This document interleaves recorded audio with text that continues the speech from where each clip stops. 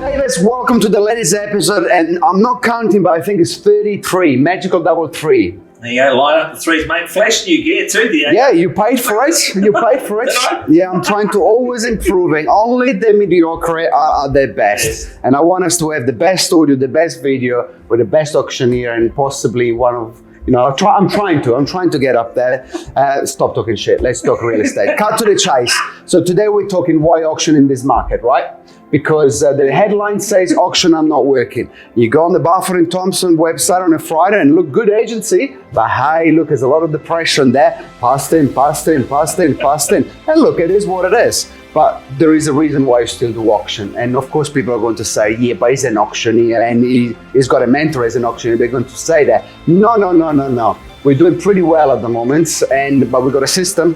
Oh, yes. And look, you just got to cut through the noise. And I saw the article in the New Zealand Herald, auctions are not working, and they had some psychologist saying, well, if you don't have multiple buyers, then why would you do auction? But see, there's a person, respectfully, who sees things happening in practice and wonders if it happens in theory, right? They've never actually seen auction. I had one on the weekend that sold for $3,350,000. And it sold because the buyer was too afraid that they were going to have to compete with the conditional market. So we always had leverage because emotionally they wanted to own the property. But you cut through all the noise so much quicker with auction, right?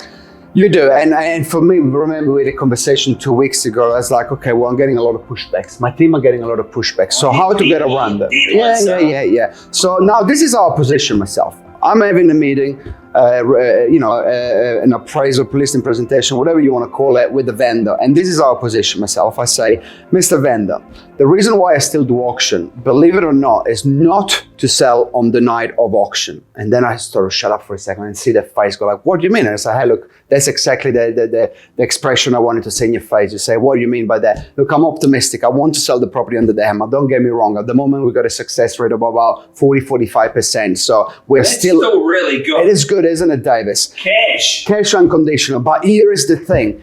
Let's do a shorter auction campaign. I'm running 2 weekends of open homes only with a midweek open home. So we do 5 open homes over 2 weeks with an auction on a Friday night. Now, if a buyer comes on the first weekend of the open homes and they says to me, I cannot bid at auction, I say, hey, look, the auction is only 10 days away. What we're going to do, we're going to present a conditional offer right now or on auction night, and what it's going to mean is going to accelerate the process. So for me, it's not about selling on the night. I'm optimistically going to try my best. Of course, that's why the cash is always there. If the cash is there, you'll take it. But the process is about making buyers give them some urgency, because there is no urgency. There is 40% more listings, there is 30% less buyers, and the buyers know they can be picky. And if you don't give them a deadline, and there's no point doing a deadline sale, might as well you do an auction. That's a deadline. If it doesn't sell, bang, you deal with the conditional buyers, but always cash first. So that is the way. That's the reason why we're still doing 3-4 reserve auctions every week, right? The namesake, cut to the chase. Go to auction 2-3 weeks. If the cash is not there, because you got to know if the cash is there, move on. Price it, get it sold, right? Position yourself, but have the expectation of the vendor knowing that there is a chance that it's not going to sell. Let's not cry about it. It's just part 1 of the campaign, move on to part 2. And you've got to set the expectation. Yes, don't become that sales prevention officer that tries to recreate the wheel, going, oh, we're going to do something else now.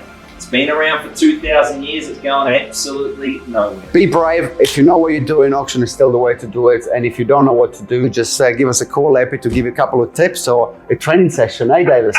Hey, look, we got to go. We got another reserve minutes in 2 minutes. Cut to the chase. See you next week, guys. Thank you so much. Ciao, ciao.